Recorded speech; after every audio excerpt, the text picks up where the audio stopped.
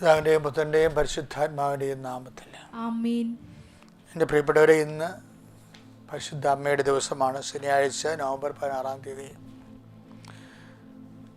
നമ്മൾ ശനിയാഴ്ച ഞായറാഴ്ചയുടെ അടുത്ത് ഒരു ഒരുക്ക ദിവസമായിട്ട് വരുന്നത് കാരണം നമുക്കൊരു ആധ്യാത്മിക പരിവേഷമുള്ള പ്രത്യേക ദിവസമാണ്. എൻ്റെ അപ്പനൊക്കെ ശനിയാഴ്ച ഒരിക്കലും മുടക്കിയിട്ടുണ്ട്. അതിന് അപ്പം മരിക്കാൻ നേരത്തും ബോധം പോയി 23 ദിവസം കിടന്നിട്ട് അമ്മ അമ്മ എന്ന് വിളിച്ചാണ് അപ്പം മരിക്കുന്നത്. അത് രാവിലെ 10 മണിക്ക് വിളിക്കാൻ തുടങ്ങിയത് ഓർമ്മയില്ലാതെ 3 മണി വരെ വിളിക്കുമായിരുന്നു. ഞാൻ പിന്നീട് 5 ദിനങ്ങൾ ധ്യാനം നടത്തിയ സമയത്ത് അമ്മ എന്നോട് പറഞ്ഞ്, നിൻ്റെ അപ്പം മരിക്കാൻ നേരത്ത് ഞാൻ വന്നിട്ടുണ്ടായിരുന്നു.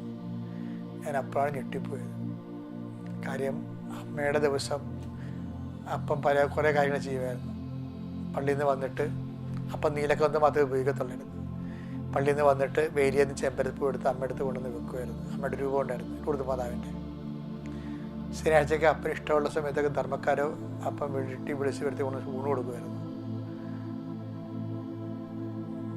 അമ്മയോടൊരു ബന്ധം എന്ന് പറയുന്നത് വേറൊരു ബന്ധമാണ്. നമ്മൾ വിശ്വാസ ബന്ധത്തെക്കാളുപരി ഒരു സ്വകാര്യ സ്നേഹബന്ധമാണത്. എപ്പോഴും ഒരു ആത്മബന്ധത്തിലേക്ക് വരാൻ നോക്കണം. ഓക്കെ, രസം. അമ്മേ പരിശുദ്ധ അമ്മേ, ദൈവമാതാവേ, അന്ന് അങ്ങ് കൃപാസനത്തിൽ പ്രത്യക്ഷപ്പെട്ട് വരാൻ പോകുന്ന മഹാദുരന്തത്തിൽ നിന്ന് രക്ഷപ്പെടാനും എല്ലാവർക്കും വേണ്ടി പ്രാർത്ഥിക്കുവാനും ആവശ്യപ്പെട്ടിട്ട് 20 വർഷം തികയുന്ന ഈ വേളയിൽ കൃപാസനത്തിലൂടെ ഞങ്ങൾക്കും ഈ ദേശത്തിനും അങ്ങ് മാസം തേടി തന്ന എല്ലാ അനുഗ്രഹങ്ങൾക്കും കൃപകൾക്കും ഞങ്ങളിപ്പോൾ ഹൃദയം നിറഞ്ഞ നന്ദി പറയുന്നു. അമ്മേ പരിശുദ്ധ അമ്മേ, ജപമാല മാതാവേ, സകല കൃപാസനം പ്രാർത്ഥനകളോടും ചേർത്ത് ഞങ്ങളിപ്പോൾ പ്രാർത്ഥിക്കുന്ന ഈ കുടുംബത്തിന്റെ പ്രത്യേക നിയോഗം ഓർത്ത് പ്രാർത്ഥിക്കണം. സ്വന്തം നിയോഗം സമർപ്പിക്കുക. ഇന്നത്തെ നിയോഗം: യാത്ര, ജോലി, കടപ്പാട്, ഉത്തരവാദിത്തം, സന്ദർശനം, കൊടുക്കവാങ്ങലുകൾ, ഏതെങ്കിലും മീറ്റിങ്ങിൽ സംസാരിക്കാനുണ്ടെങ്കിൽ അത്, അയൽക്കൂട്ടം പോലുള്ള സംരംഭങ്ങളിൽ പങ്കെടുക്കാനുണ്ടെങ്കിൽ അത്, അവിടെ പറയാനുള്ള കാര്യങ്ങൾ, ചെയ്യാനുള്ള കണക്കുകൾ, എവിടെ എന്ത് ഉത്തരവാദിത്വത്തോടെ നിന്നെ സമൂഹം ഏൽപ്പിക്കുന്ന ഉത്തരവാദിത്വം ദൈവമഹത്വത്തിനായി ചെയ്യാൻ വേണ്ടി, സന്തോഷത്തോടെ ചെയ്യാൻ വേണ്ടി, അതെല്ലാം ദൈവത്തിൻ്റെ നാമത്തിൽ ചെയ്യണം. എല്ലാം സമർപ്പിക്കുക.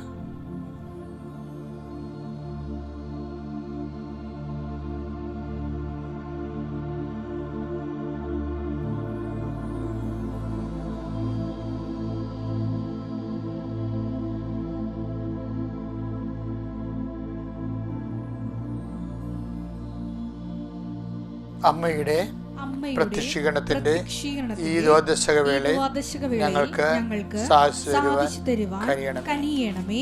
വിശ്വാസ പ്രമാണം. സർവശക്തനായ പിതാവും ആകാശത്തിന്റെയും ഭൂമിയുടെയും സൃഷ്ടാവുമായ ദൈവത്തിൽ ഞാൻ വിശ്വസിക്കുന്നു. അവിടുത്തെ ഏകപുത്രനും ഞങ്ങളുടെ കർത്താവുമായ ഈശോമിശിഹായിലും ഞാൻ വിശ്വസിക്കുന്നു. ഈ പുത്രൻ പരിശുദ്ധാത്മാവിനാൽ ഗർഭസ്ഥനായി കന്യകാമറിയത്തിൽ നിന്ന് പിറന്ന് പൊന്തിയോസ് പീലാത്തോസിന്റെ കാലത്ത് പീഡകൾ സഹിച്ച് കുരിശിൽ തറയ്ക്കപ്പെട്ട് മരിച്ച് അടക്കപ്പെട്ട് പാതാളങ്ങളിൽ ഇറങ്ങി മരിച്ചവരുടെ ഇടയിൽ നിന്ന് 3-ാം നാൾ ഉയർത്ത് സ്വർഗത്തിലേക്ക് എഴുന്നള്ളി സർവശക്തിയുള്ള പിതാവായ ദൈവത്തിന്റെ വലതുഭാഗത്തിരിക്കുന്നു. അവിടെ നിന്ന് ജീവിക്കുന്നവരെയും മരിച്ചവരെയും വിധിക്കുവാൻ വരുമെന്നും ഞാൻ വിശ്വസിക്കുന്നു.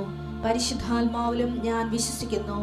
വിശുദ്ധ കത്തോലിക്കാ സഭയിലും പുണ്യവാന്മാരുടെ ഐക്യത്തിലും പാപങ്ങളുടെ മോചനത്തിലും ശരീരത്തിന്റെ ഉയർപ്പിലും നിത്യമായ ജീവിതത്തിലും ഞാൻ വിശ്വസിക്കുന്നു. ആമേൻ. സ്വർഗ്ഗസ്ഥനായ ഞങ്ങളുടെ പിതാവേ, അങ്ങയുടെ നാമം പൂജിതമാകണമേ. അങ്ങയുടെ രാജ്യം വരണമേ. അങ്ങയുടെ തിരുമനസ് സ്വർഗത്തിലെ പോലെ ഭൂമിയിലും ആകണമേ. അന്നു വേണ്ടുന്ന ആഹാരം ഇന്ന് ഞങ്ങൾക്ക് തരണമേ. ഞങ്ങളോട് തെറ്റ് ചെയ്യുന്നവരോട് ഞങ്ങൾ ക്ഷമിക്കുന്നത് പോലെ ഞങ്ങളുടെ തെറ്റുകൾ ഞങ്ങളോടും ക്ഷമിക്കണമേ.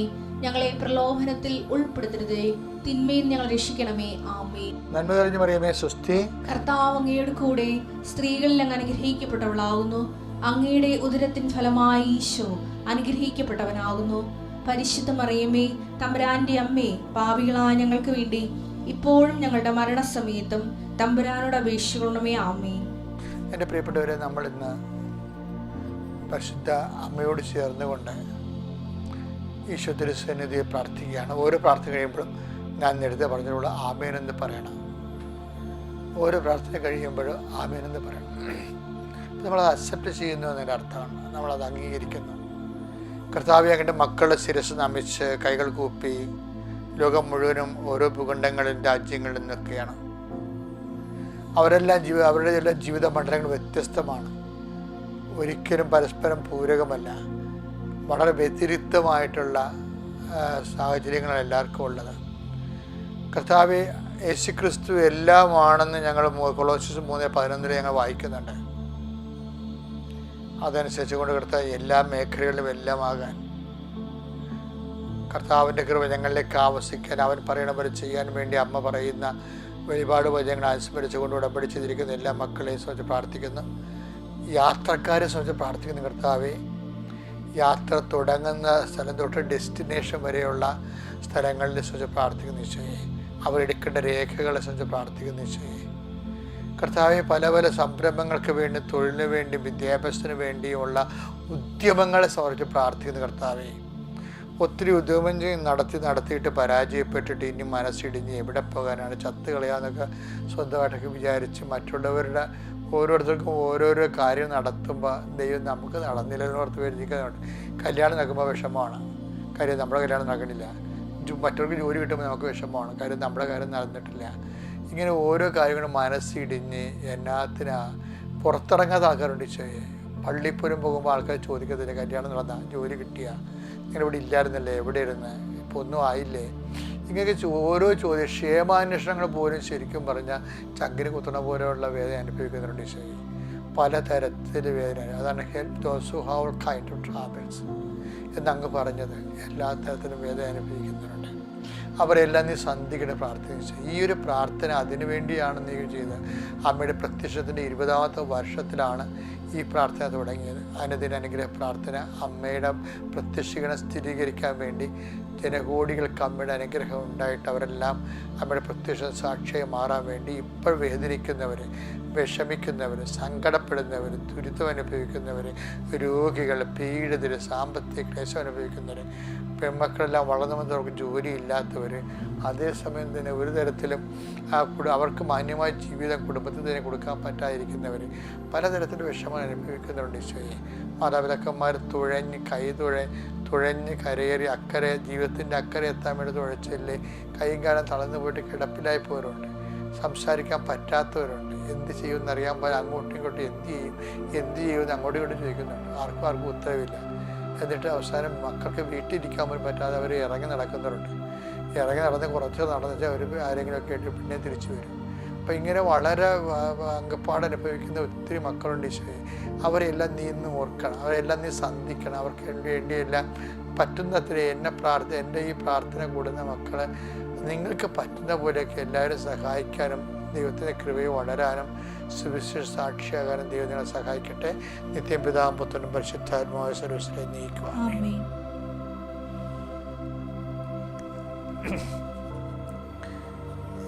ജോഷുവയുടെ ലേഖനമാണ് നമ്മളിന്ന് വായിക്കുന്നത്. ജോഷുവയ്ക്ക് എഴുതിയ ജോഷുവയുടെ പുസ്തകം 3-ാം അധ്യായം 4-ാമത്തെ തിരുവചനം വായിച്ചോളൂ. ഈ വഴിയിലൂടെ ഇതിനു മുൻപ് നിങ്ങൾ പോയിട്ടില്ലാത്തതിനാൽ ഈ വഴിയിലൂടെ ഇതിനു മുമ്പ് നിങ്ങൾ ദൈവം മോശയോട് ജോഷുവയോട് പറഞ്ഞിട്ട് ജോഷുവ ജനങ്ങളോട് പറയണതാണ്. എന്താണ്? ഈ വഴിയിലൂടെ ഇതിനു മുമ്പ് നിങ്ങൾ പോയിട്ടില്ലാത്തതിനാൽ പോകേണ്ട വഴി അവർ കാണിച്ചു തരും. അപ്പോഴേ നമുക്ക് അപരിചിതമായ ഒരു സ്ഥലത്തേക്ക് ഒരു ജോലി, അപരിചിതമായ ഒരു കാര്യം, ഒരു ഉത്തരവാദിത്തം നമ്മൾ നേരത്തെ ചെയ്യാത്തൊരു കാര്യമാകാം, പുതുതായിട്ട് ചെയ്യാൻ പോവുകയാണ്. അവിടെ എന്ത് പറ്റുമെന്നാണ് പറയണത്? അവിടെ ദൈവത്തിൻ്റെ അനുഗ്രഹം ഉണ്ടാകുന്ന പറയണത്. നിനക്ക് വലിയ ഇപ്പോൾ ചെറിയൊരു പറയുന്നത്, അച്ഛാ ഞാൻ കരിക്ക് കച്ചവടം ചെയ്യാൻ പോകുകയാണ്, എനിക്കങ്ങനെ ചെയ്ത് പരിചയമൊന്നും ഇല്ലെന്ന് പറയും. അത് അത്രയുള്ള സംഭവം. സിമ്പിളല്ലേ? റോഡിൽ ഇരുന്ന് കരിക്ക് കിറ്റം ചെയ്യണ പരിപാടിയാണ്. നേരത്തെ ചെയ്ത് ഇത് കരിക്ക് എവിടുന്നാ വരുന്നത് പോലും അറിയാൻ പാടില്ല. നാട്ടിൽ നിന്ന് പിരിച്ചിടാമെന്ന് വിചാരിക്കണം. ചിലപ്പോൾ അത് നടക്കത്തില്ല. കാര്യം ഒരു കരിക്ക് പിരിച്ചിടാൻ കയറണതിൻ്റെ അതിന് കൊടുക്കേണ്ട കൂലി ആ കരിക്കിനെ 10 കരിക്ക് വിട്ട് നമുക്ക് ആ ലാഭം കിട്ടത്തില്ല. അപ്പോൾ ഈ സംഭവം നമ്മൾ ചെയ്തിട്ടില്ല നേരത്തെ. അപ്പോൾ ശരി പറയും, അവിടെ നാട്ടിൽ വല്ല കരിക്കാണെന്ന് പറയും. എന്തും ആയിക്കോട്ടെ, നീ ഒരു ജോലി ചെയ്യുമ്പോൾ കർത്താവിനെ ഏൽപ്പിക്കും. അതുകൊണ്ട് കർത്താവിനോട് പറയണം, കർത്താവ് ഈ പണി ഞാൻ നേരത്തെ ചെയ്തിട്ടില്ല, അതെന്ത് ചെയ്യണം? അതുകൊണ്ട് പ്രൊവിഷനുണ്ട്, സ്കീമുണ്ട്. ഞാനിപ്പോൾ സ്കീം എന്നല്ല പറയണത്. ഈ വഴി ഇതിക്ക് മുമ്പ് പോയിട്ടില്ല, പക്ഷേ അതെന്ത് ചെയ്യണം? പോകേണ്ട വഴി ഞാൻ നിന്നെ ഉപദേശിക്കും, കർത്താവ് നിന്നെ സഹായിക്കുമെന്നാണ്. ഇപ്പം പുതിയ വ്യക്തികളാകാം. ആ വ്യക്തികളുമായിട്ട് നിങ്ങൾ ആദ്യം സംസാരിക്കാൻ പോയി, പക്ഷേ അപ്പം കർത്താവ് അവിടെ ഉണ്ടാവും. അതുകൊണ്ട് ഈ സമർപ്പണ പ്രാർത്ഥന വേണം.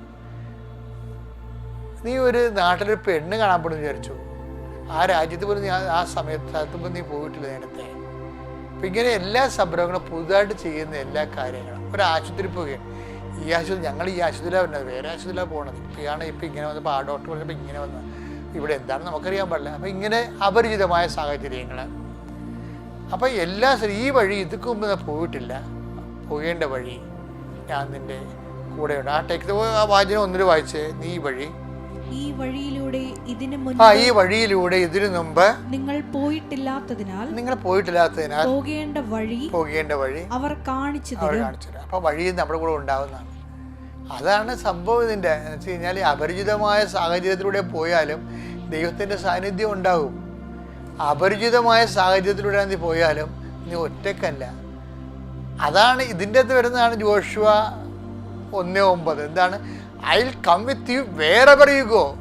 അത് ഇതാണ് കണക്റ്റഡാണ്. എന്ന് കഴിഞ്ഞാൽ നീ വഴി ഇതിക്കുമ്പോൾ നീ പോയിട്ടില്ല, നീ എവിടെ പോയാലും അപരിചിതമായ വഴിയിലൂടെ ആയാലും ഞാൻ നിൻ്റെ കൂടെ ഉണ്ടാവും. ഇതിനേക്കാൾ ആവശ്യങ്ങൾ ആർക്ക് വേണം? വിശ്വാസം. നമുക്ക് ഇതുപോലുള്ള ദൈവത്തിൻ്റെ വാഗ്ദാനങ്ങളാണ് നമ്മുടെ ആസ്തി എന്ന് പറയുന്നത്. ഇതിൻ്റെ കൂടെ വായിക്കാവുന്നൊരു വചനമാണ് ശരിക്കും പറഞ്ഞാൽ 32:8 സങ്കീർത്തനം. എന്താണ്? നീ നടക്കേണ്ട വഴി നിൻ്റെ മുഖത്ത് നോക്കി എന്നെ ഉപദേശിക്കും. പേഴ്സണൽ ബന്ധമല്ല, മുഖത്ത് നോക്കണ ആരാണ്? നമ്മൾ അടുത്തടുത്ത് സംസാരിക്കുമ്പോൾ ഏറ്റവും സതീർത്ഥനും സുഹൃത്തുമായിട്ടുള്ള ആൾക്കാരാണ് നമ്മുടെ ബന്ധുക്കൾ, സ്വന്തപ്പെട്ടവരാണ്. മുഖത്ത് നോക്കി നമ്മോട് സംസാരിക്കുന്നത്. അപ്പോൾ ദൈവം അങ്ങനെ ഒരു നമ്മളെ സംരക്ഷിക്കാൻ ദൈവം അങ്ങനെ ഒരു റലത്തിലേക്ക് വരുമെന്നാണ് നിൻ്റെ മുഖത്ത് നോക്കി. അപ്പോൾ ഇതെല്ലാം ഇൻ്റർകണക്റ്റഡ് വചനങ്ങളാണ്. അപ്പോൾ അതുകൊണ്ട് എൻ്റെ സഹോദരനെ ശ്രദ്ധിക്കേണ്ട കാര്യം സത്യമായൊരു കാര്യമാണ്. അതുകൊണ്ട് അപരിചിതമാണെന്ന് വിചാരിച്ചുകൊണ്ട്, ചെയ്തിട്ടില്ല എന്ന് വിചാരിച്ചുകൊണ്ട്, ആ വഴി പോയിട്ടില്ല എന്ന് വിചാരിച്ചുകൊണ്ട് വിഷമിക്കുകയൊന്നും ചെയ്യരുത്. കർത്താവ് നിൻ്റെ കൂടെ ഉണ്ടാകും, ഇന്നത്തെ ദിവസം പ്രത്യേകിച്ച്. Praise the Lord.